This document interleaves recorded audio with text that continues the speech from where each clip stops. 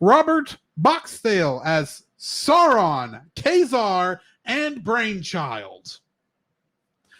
Chris Britton as Mr. Sinister, a.k.a. Nathaniel Essex. David Himlin as Magneto.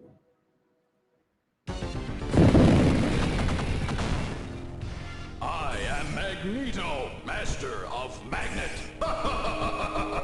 Dan Hennessy as Ruckus. Peter McCowett as Amphibious and Barbarous. Ron Rubin as Morph. Megan Smith Harris as Vertigo and Shauna the She-Devil. And Rod Wilson as Gorgeous George. Gosh. In this episode is the debut of Lupo and Brainchild in the Savage Land, along with Khazar and Zabu. Mm-hmm. Brainchild, a somewhat creepy-looking mutate, tells Professor Xavier that he watches the equipment while the master is away. He sounds like a certain character. This is a reference to the movie Manos, The Hands of Fate from 1966, a film that features a creepy-looking satyr named Torgo, who takes care of the place while the master is away. And you have never heard of Manos, The Hands of Fate, No, I never have. It is a bad movie. Okay. That I first learned of because of Mystery Science Theater 3000. Torgo is a popular character among the people. Fun fact, that movie was made because somebody lost a bet. Really? And was made in El Paso. Oh, gosh. And looks like absolute garbage. Okay, then. But anyway. Interestingly enough, Magneto identifies the leader of the mutates as Sauron. In The Lord of the Rings, the wizard Gandalf leads the fight against a villain named Sauron. Both Magneto and Gandalf have been played at least once by Sir Ian McKellen. Yes. I made that connection. I was like, wow. When Morph is shown during his Dr. Jekyll and Mr. Hyde performance, his appearance is based on Calvin Zabo, aka Mr. Hyde, Marvel villain of Daredevil and Thor.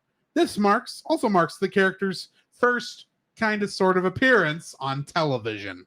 I didn't know that. I didn't either. I'm assuming IMDb's trivia is not guiding me down the wrong path. But anyway, Jacob, what are your thoughts on these two episodes? These were good episodes. It wraps the story up. There again, be like, obviously you knew it was Sinister behind the entire thing. You knew it. I mean, he was at the beginning when they landed in the Savage Lands the first time because Morph sent them there. Yes. So, I wonder. Yeah, I wonder why. Because Sinister was our villain in the beginning of the season. Obviously, you got to wrap that around what happens with Sinister in the end. And I think they play it very well. The storytelling is very well done to an extent. I enjoy where the X-Men are lured into the Savage Land. They know they're going into a trap, and they go anyway because they got to save the Professor and Magneto. And I love there again the dynamic between Xavier and Magnus or Magneto. I think it's very well done, even though it's sparsely done throughout the series, throughout season 2. And I find that very interesting that these two characters who have dynamically, am I saying that right? Dynamically opposed. Yeah. Viewpoints. They have to work together. They have to work together in order to survive. And I enjoy that part where the X-Men come into the land and they don't have their powers. And I can't remember what character says it, but it's what are you without your powers? Nothing. And that's so incredibly true that these super powered heroes without their powers, minus Wolverine, are normal human beings who are so codependent on their powers. And I don't know if they explore that later in the series or not, but it's very interesting when you have a mutant character who no longer uses their powers to how are they able to defend themselves against other mutants without power. So I find